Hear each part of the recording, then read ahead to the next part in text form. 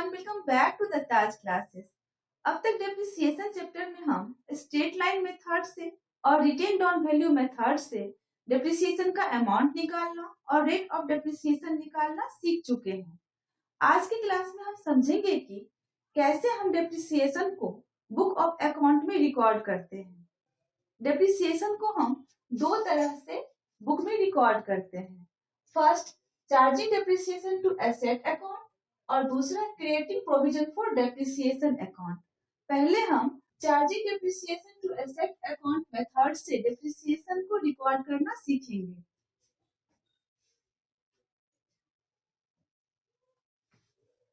इस मेथड से हर एक साल हम डेप्रिसिएशन के अमाउंट से एसेट्स के वैल्यू को कम करते जाते हैं। डेप्रिसिएशन बिजनेस का एक्सपेंस होता है, तो डेप्रिसिएशन के अकाउंट को क्लोज करने के लिए हर एक साल हम डेप्रिसिएशन के अमाउंट को प्रॉफिट एंड लॉस अकाउंट में ट्रांसफर करते जाते हैं। तो यहाँ जर्नल एंट्री होगा। पहला एंट्री होगा परचेज ऑफ एसेट के लिए। एसेट परचेज करने से बिजनेस में एसेट बढ़ता है और एसेट जब बढ़ता है तो वह डेबिट होता है। तो यहाँ पर हम लिखेंगे asset account debit to asset purchase करने के लिए हम कैश या चेक पेमेंट करते हैं। कैश या बैंक बिजनेस का एसेट है। एसेट जब घटता है तो वह क्रेडिट होता है। तो यहाँ पर हम लिखेंगे टू कैश या बैंक अकाउंट। दूसरा एंट्री हम डेप्रिसिएशन का करेंगे। डेप्रिसिएशन बिजनेस का एक्सपेंस होता है और एक्सपेंस को हम डेबिट करते हैं। यहाँ पर हो जाएगा डेप्रिसिएशन अकाउंट डेबिट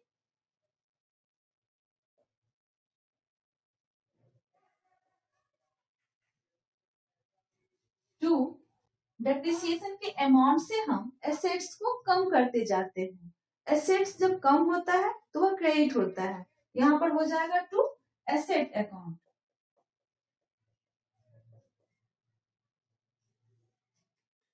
तीसरा एंट्री हम डेप्रिसिएशन के अकाउंट को क्लोज करने के लिए करते हैं। किसी भी बिजनेस का जो भी एक्सपेंस होता है उसको क्लोज करने के लिए हम उसको प्रॉफिट एंड लॉस अकाउंट में ट्रांसफर कर देते हैं। डेप्रिसिएशन बिजनेस का एक्सपेंस है, इसको भी क्लोज करने के लिए हम इसे प्रॉफिट एंड लॉस अकाउंट में ट्रांसफर कर देंगे। डेप्रिसिएशन डेबिट साइड है, इसको क्लोज करने के लिए इसको हम क्रेडिट कर देंगे। तो यहाँ हो जाएगा टू डेप्रिसिएशन अकाउंट और इसको हम प्रॉफिट एंड लॉस अकाउंट में ट्रांसफर कर रहे हैं। Profit and loss account debit. Depreciation को हम स्ट्रेट लाइन मेथड से चार्ज करें या रिटेन ऑन वैल्यू मेथड से चार्ज करें, जर्नल एंट्री सेम होगा, बस अमाउंट में अंतर आएगा। अब एक क्वेश्चन सॉल्व करके हम इसे और अच्छी तरीके से समझते हैं। यह आपका क्वेश्चन है।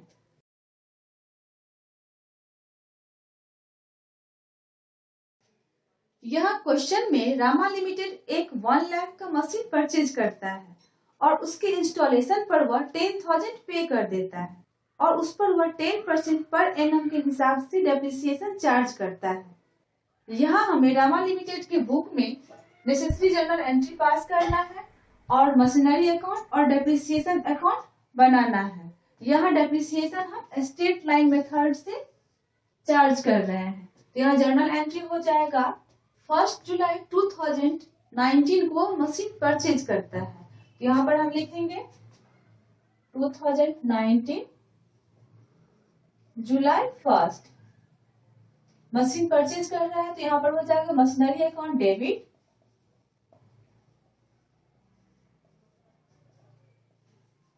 To bank account. यह अमाउंट में हम मशीन को परचेज करने से लेकर मशीन को रेडी फॉर यूज तक लाने में जो भी हमारा एक्सपेंस हुआ है उसको हम ऐड करके दिखाते हैं और वह मशीन का कॉस्ट प्राइस होता है। तो यहाँ पर मशीन को हम 1 लाख में परचेज किए हैं और 10,000 हम इंस्टॉलेशन में पे किए हैं। यहाँ पर हो जाएगा 1,10,000।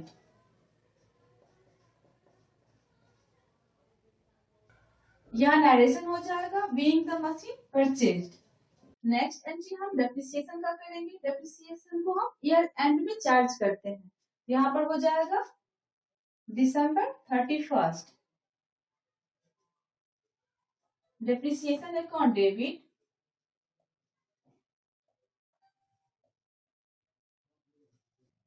To machinery account. यहाँ पर 10% पर एनम के हिसाब से हम स्टेट लाइन मेथड से डेप्रिसिएशन चार्ज करते हैं। यहाँ हम मशीन को परचेज किए हैं 1 जुलाई को, तो फर्स्ट ईयर सिर्फ 6 मंथ का डेप्रिसिएशन हम चार्ज करेंगे 1 जुलाई से 31 दिसंबर तक। तो यहाँ डेप्रिसिएशन का अमाउंट हो जाएगा 1,10,000 का 10% और 6 मंथ का डेप्रिसिएशन हम चार्ज करेंगे तो 6/12।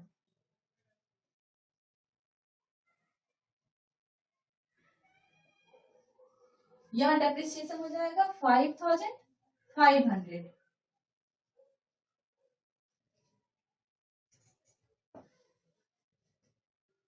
यहाँ नरेशन हो जाएगा being the depreciation charge on machinery for 6 month. Next entry हम डेप्रिसिएशन के अमाउंट को ईयर एंड में प्रॉफिट एंड लॉस अकाउंट में ट्रांसफर करने के लिए करते हैं। यहाँ पर हो जाएगा December 31st profit and loss account debit to, यहाँ डेप्रिसिएशन डेबिट है तो इसको यहाँ पर हम क्रेडिट करके क्लोज कर देंगे to depreciation account 5,500।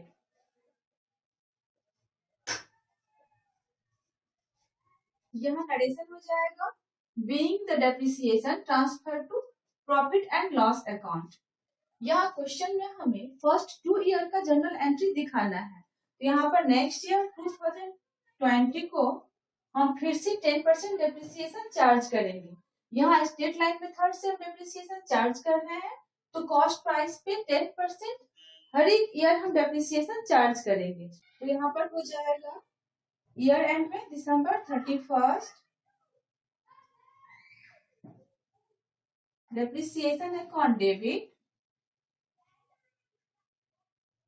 To machinery account. Depreciation के अमाउंट से हमारा मशीनरी का वैल्यू कम हो जाएगा, तो यहाँ अमाउंट में हम पूरे 1 साल का डेप्रिसिएशन चार्ज करेंगे 1,10,000 का 10%, 1,10,000 का 10% 11,000। यहाँ पर हम 11,000 का डेप्रिसिएशन चार्ज करेंगे। 11,000 के अमाउंट से हमारा मशीनरी का वैल्यू कम हो जाएगा। फिर इस डेप्रिसिएशन के अमाउंट को हम प्रॉफिट एंड लॉस अकाउंट में ट्रांसफर कर देंगे। दिसंबर 31st को हो जाएगा profit and loss account debit to depreciation account.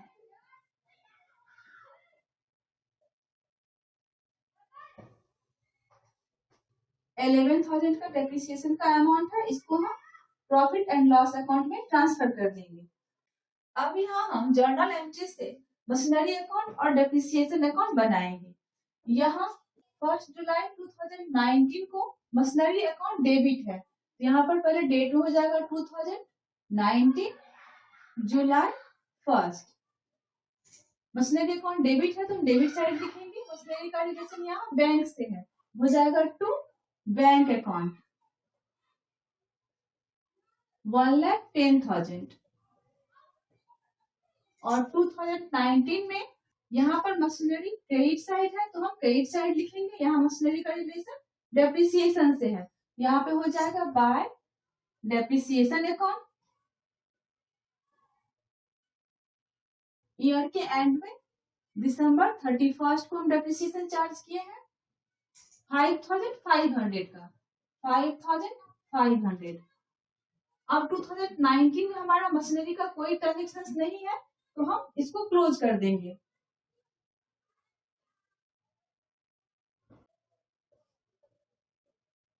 1,10,000, यहाँ भी हो जाएगा 1,10,000 दिसंबर 31 को बाय बैलेंस सीडी हो जाएगा 1,04,500।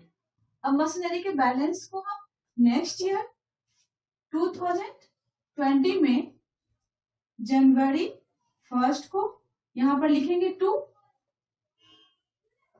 बैलेंस बीडी 1,04,500, यहाँ हो जाएगा 1,04,500।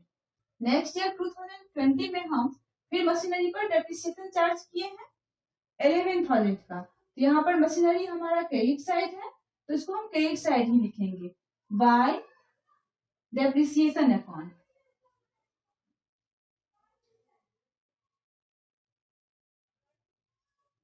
$11,000 है तो यहाँ पर हम 11,000 लिखेंगे और फिर यहाँ इसका बैलेंस निकाल देंगे 1,04,500, यहाँ भी हो जाएगा 1,04,500, यहाँ हो जाएगा दिसंबर 31 को हम डेप्रिसिएशन चार्ज करते हैं और दिसंबर 31 को हम इसका बैलेंस निकाल रहे हैं बाय बैलेंस सीडी, यहाँ पर बैलेंस हो जाएगा 23,500 और नेक्स्ट ईयर 2021 के जनवरी 1 को यहाँ हो जाएगा 2 बैलेंस बीडी 93,500। इस तरह आगे हर एक साल डेप्रिसिएशन के अमाउंट से एसेट्स का वैल्यू कम होते जाएगा। अब हम डेप्रिसिएशन अकाउंट बनाते हैं। यहाँ 2019 को दिसंबर 31 को डेप्रिसिएशन डेबिट साइड है तो डेबिट साइड हम लिखेंगे 2, डेप्रिसिएशन का रिलेशन यहाँ मशीनरी से है, यहाँ लिखेंगे 2 मशीनरी अकाउंट 5,500 और फिर डेप्रिसिएशन को हम प्रॉफिट एंड लॉस अकाउंट में ट्रांसफर किए हैं तो यहाँ पर डेप्रिसिएशन क्रेडिट साइड है तो हम क्रेडिट साइड लिखेंगे profit and loss account by profit and loss account 5,500। यहाँ हर एक साल हम ईयर एंड में दिसंबर 31 को मशीनरी पर डेप्रिसिएशन चार्ज करेंगे और डेप्रिसिएशन के अमाउंट को हम ईयर एंड में दिसंबर 31 को प्रॉफिट एंड लॉस अकाउंट में ट्रांसफर कर देंगे। यहाँ 2019 का अकाउंट हम क्लोज करेंगे, फिर नेक्स्ट ईयर 2020 को हम फिर डेप्रिसिएशन हम मशीनरी पर चार्ज किए हैं 11,000 का तो यहाँ हो जाएगा 2 मशीनरी अकाउंट दिसंबर 31 और यहाँ फिर दिसंबर 31 को डेप्रिसिएशन के अमाउंट को हम प्रॉफिट एंड लॉस अकाउंट में ट्रांसफर कर देंगे, यहाँ हो जाएगा by profit and loss account 11,000। यहाँ फिर हम इसको क्लोज कर देंगे। आगे हर एक साल हम इसी तरह मशीनरी पर डेप्रिसिएशन चार्ज करेंगे और उसको ईयर एंड में हम प्रॉफिट एंड लॉस अकाउंट में ट्रांसफर कर देंगे। अब हम देखते हैं कि अगर डेप्रिसिएशन स्ट्रेट लाइन मेथड से चार्ज ना करके रिटेन डाउन वैल्यू मेथड से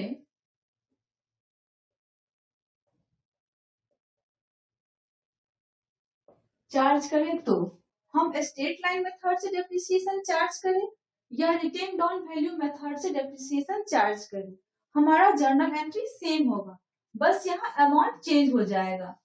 स्ट्रेट लाइन मेथड से हम डेप्रिसिएशन हमेशा कॉस्ट प्राइस पर चार्ज करते हैं, लेकिन रिटेन डाउन वैल्यू मेथड से डेप्रिसिएशन हमेशा रिटेन डाउन वैल्यू पर हम चार्ज करते हैं। तो फर्स्ट ईयर हमारा कॉस्ट प्राइस और रिटेन डाउन वैल्यू प्राइस दोनों सेम होता है तो डेप्रिसिएशन का अमाउंट भी हमारा सेम होगा, लेकिन नेक्स्ट ईयर हमारा written down value price cost price में से डेप्रिसिएशन का अमाउंट माइनस करके आता है तो यहाँ पर हो जाएगा 1,10,000 माइनस डेप्रिसिएशन का अमाउंट हमारा 5,500।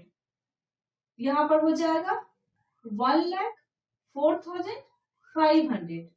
सेकेंड ईयर हम डेप्रिसिएशन 1,04,500 पर चार्ज करेंगे। फर्स्ट ईयर हमारा डेप्रिसिएशन 5,500 ही रहेगा, लेकिन सेकेंड ईयर हम कॉस्ट प्राइस में से डेप्रिसिएशन का अमाउंट माइनस करके जो अमाउंट आएगा उस पर हम 10% डेप्रिसिएशन चार्ज करेंगे। तो सेकेंड ईयर का डेप्रिसिएशन हो जाएगा 10,450। यहाँ पर 11,000 के बदला हम लिखेंगे 10,450 और फिर इस डेप्रिसिएशन के अमाउंट को हम प्रॉफिट एंड लॉस अकाउंट में ट्रांसफर कर देंगे। यहाँ भी हो जाएगा 10,450 10,450। इस मेथड से आगे इसी तरह हम एसेट्स के वैल्यू में से हम डेप्रिसिएशन का अमाउंट माइनस करके फिर हम नेक्स्ट ईयर 10% डेप्रिसिएशन चार्ज करेंगे। यहाँ क्वेश्चन में हमें सिर्फ 2 ईयर का दिखाने के लिए कह रहा है, तो हम यहाँ 2 ईयर का डेप्रिसिएशन दिखा रहे हैं। मशीनरी अकाउंट और डेप्रिसिएशन अकाउंट में भी हमारा सिर्फ अमाउंट ही चेंज होगा। फर्स्ट ईयर हम डेप्रिसिएशन 5,500 चार्ज किए हैं, तो फर्स्ट ईयर का बैलेंस सीधी हमारा 1,04,500 ही आएगा, लेकिन सेकेंड ईयर हम डेप्रिसिएशन 11,000 चार्ज नहीं करेंगे।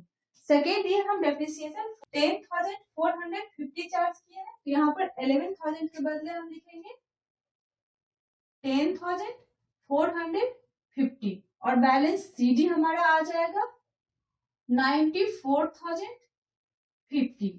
नेक्स्ट ईयर 2021 को बैलेंस बीडी हो जाएगा यहाँ पर 94,050।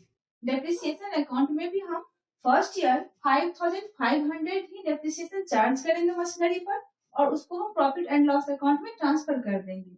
लेकिन नेक्स्ट ईयर डेप्रिसिएशन हमारा हो जाएगा 10,450।